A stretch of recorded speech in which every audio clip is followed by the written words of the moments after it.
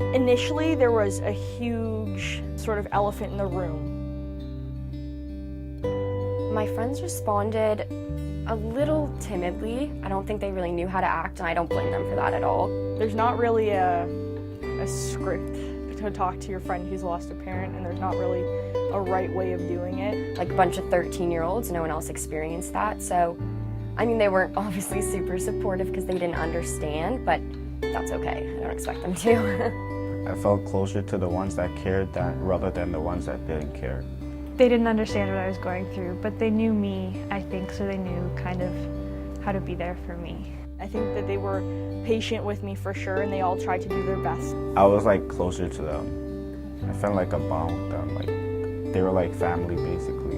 Like when he first passed away, I had a friend and she stood in front of all of my classes to tell them what had happened.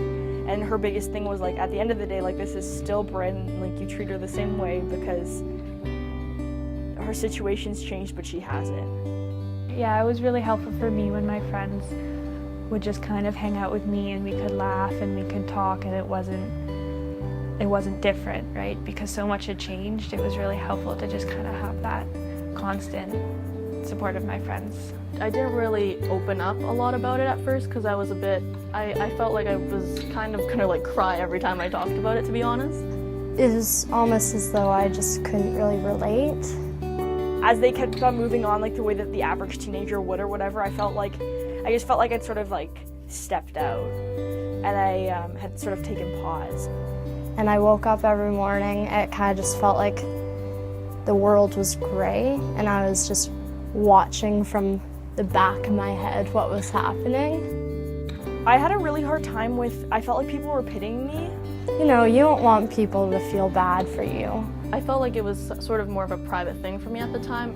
You just want them to continue thinking of you the same way they did before you've told them.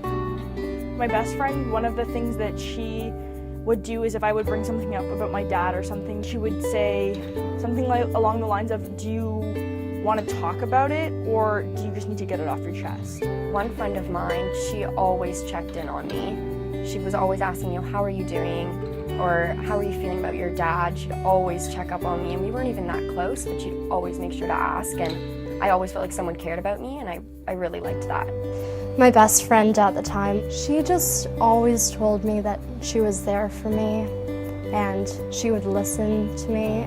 She was just someone that I really could talk to.